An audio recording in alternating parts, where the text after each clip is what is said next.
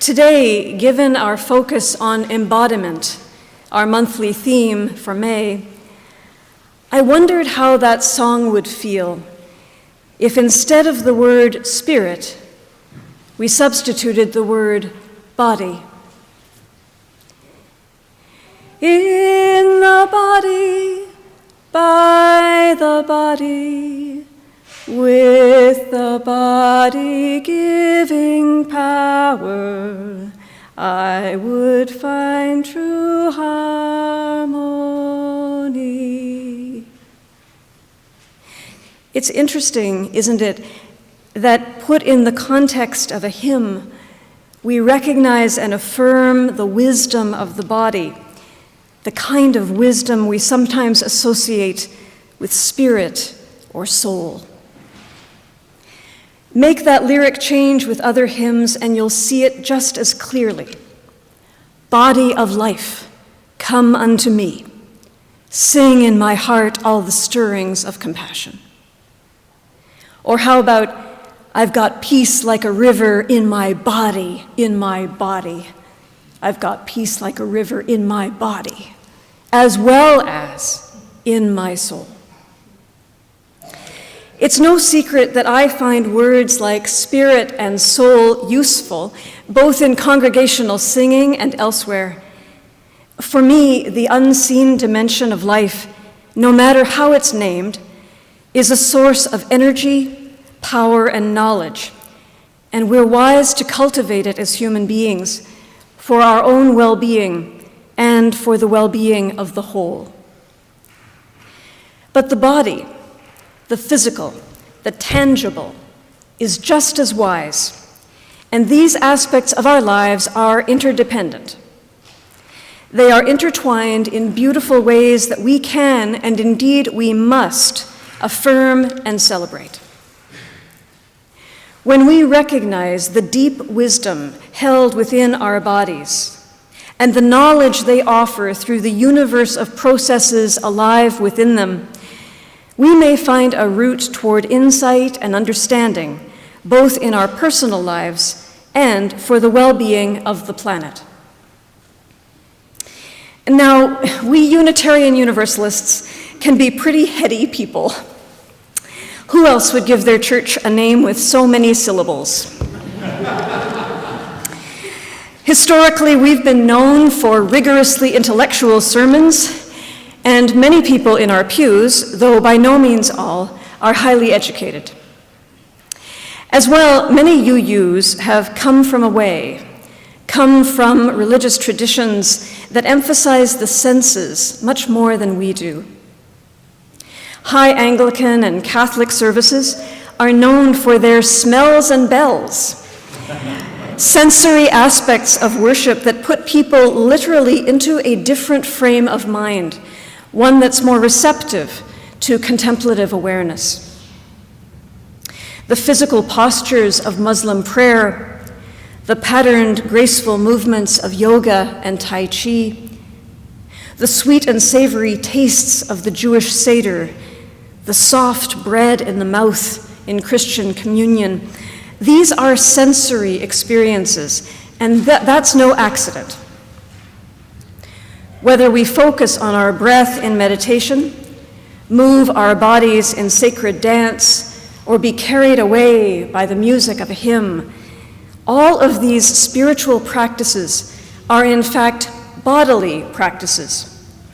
We need the vehicle of our body to open up our awareness to the entire body of life. Our bodies are the portals through which we gain awareness and insight, and not only through our waking physical lives, but also through dreams that come to our bodies in sleep. As Nietzsche said, there is more knowledge in our bodies than in our deepest philosophy, and that can be a wake-up call for those of us who tend to live in our heads. Before we get much further, let's take a moment to connect to these bodies of ours. What is your body calling for right at this moment? Perhaps you'd like to stretch your legs or wiggle your toes, extend your arms, roll your shoulders, close your eyes, or move your head from side to side. I have to be careful because the microphone's here. Maybe you feel like letting out a big yawn right now. Go ahead, I will not be offended. just let you explore, just explore for a minute. Just let your body do what it calls for.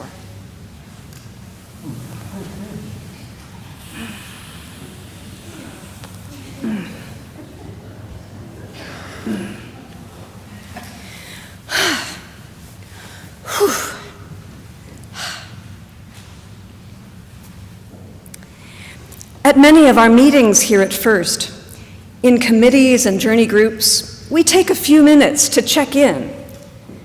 Just now, we did a mini check-in with our bodies.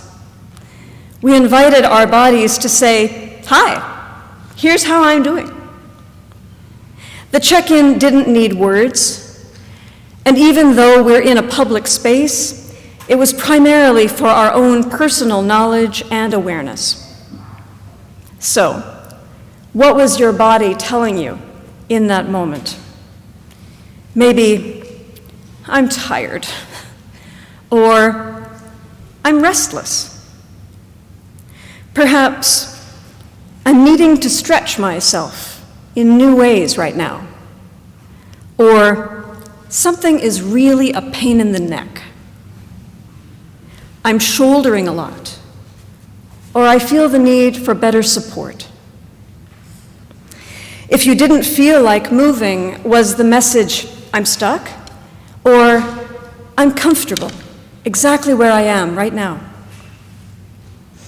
If you took a deep breath, are you desiring to take life in more deeply, or perhaps wanting to make more space for your inner life? When we're open to a conversation with our bodies, we encourage a playful and creative dialogue that can guide us toward well-being.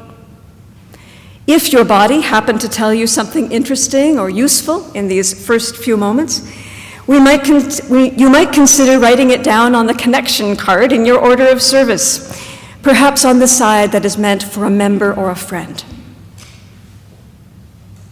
In his book, The Soul's Religion, Cultivating a Profoundly Spiritual Way of Life, Thomas Moore writes, "Through a life of sensation, we take in what the world has to offer and what the artist has beheld in trance.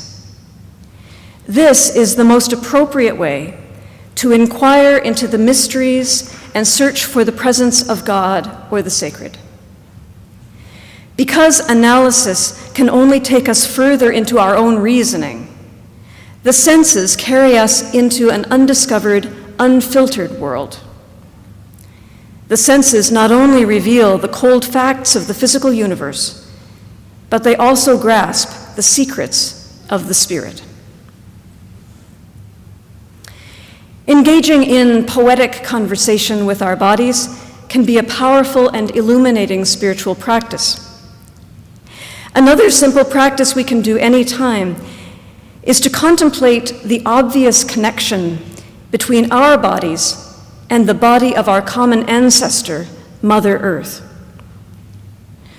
While breathing deeply, you can envision the network of branching airways in your lungs as a perfect mirror of the branching trees above you.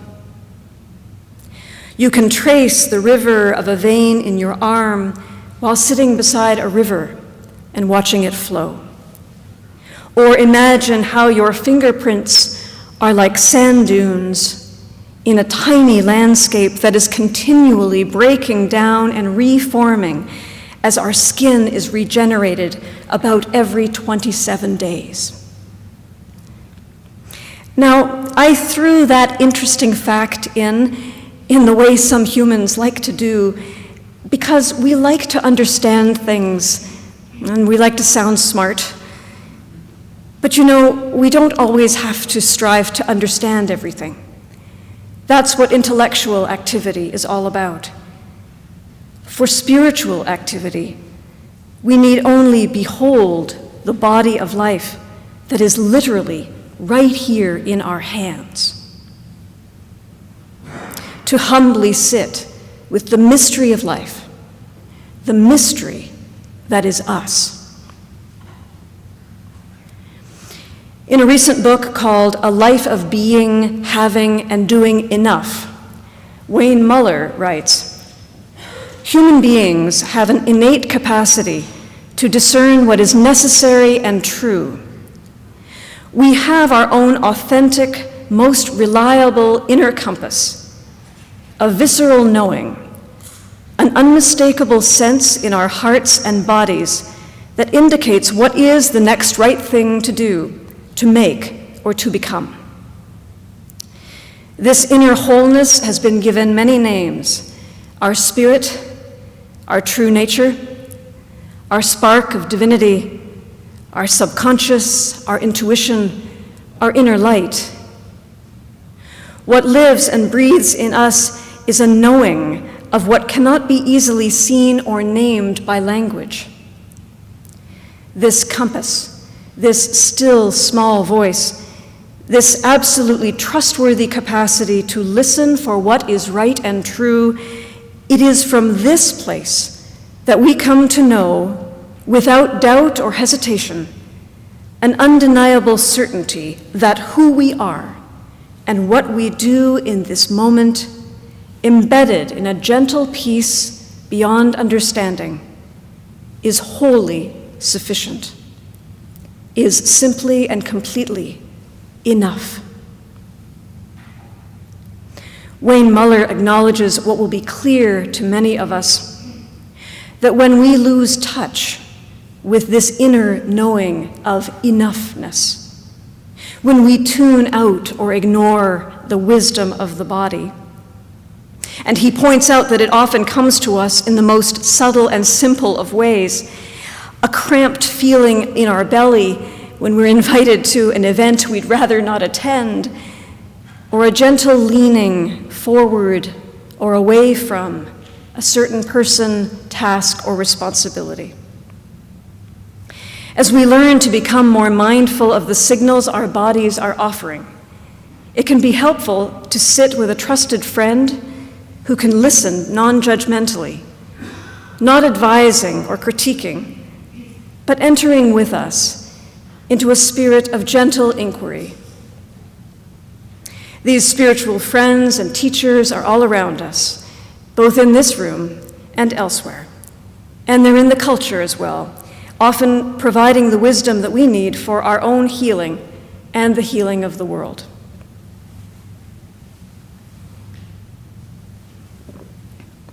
The artist Yoko Ono has an exhibit on at the Gardner Museum now till the end of the month called Riverbed. It's an experiential exhibit that invites the public to literally be in touch with our own suffering, as well as our longing to mend the world and our ability to do that in our own personal ways. Yoko Ono's Twitter feed yesterday when I was writing this sermon read, "You are a cloud. Didn't you know that?" So she's right in tune with us today as we explore the connections between our bodies and our spirit. When I visited the exhibit a few weeks ago, a middle-aged woman came through the doors and almost immediately started to cry. Reading the booklet given to her, she approached a large grouping of stones arranged like a river on the gallery floor and carefully picked one up. They were all fairly large stones, quite heavy, each one with a distinctive color and subtle texture. You could pick up whichever stone spoke to you and sit down on either a meditation cushion or a chair to follow Yoko Ono's instructions for the stone piece installation.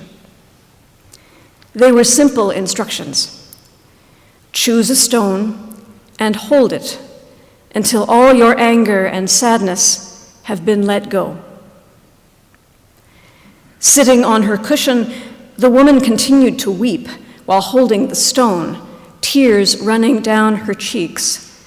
I wondered if they might fall on the stone and create some kind of problem.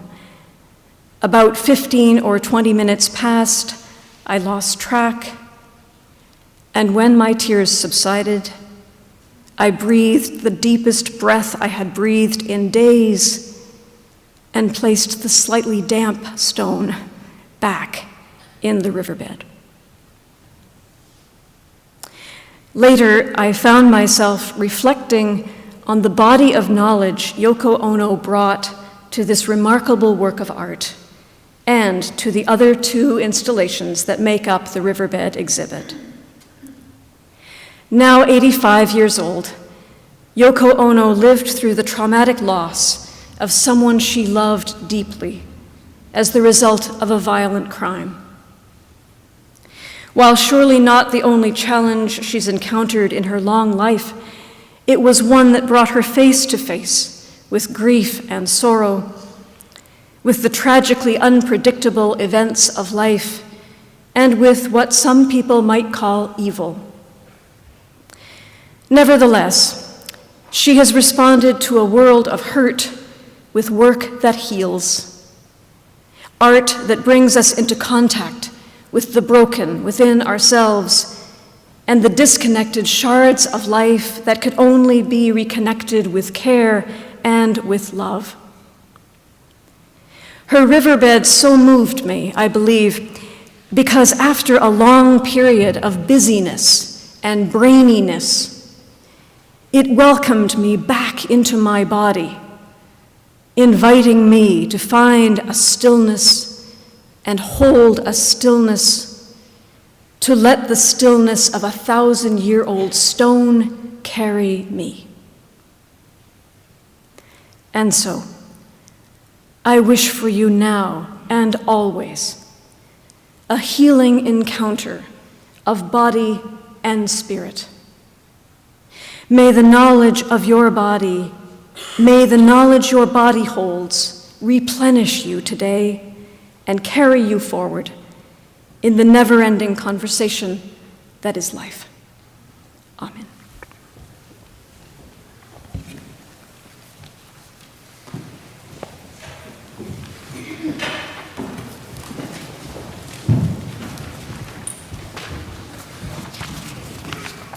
Our anthem today comes from poetry by Rainer Maria Rilke, connects to embodiment, wholeness, and self-love. Translates as follows from French. Abandon surrounding abandon, tenderness, touching tenderness. Your oneness endlessly caresses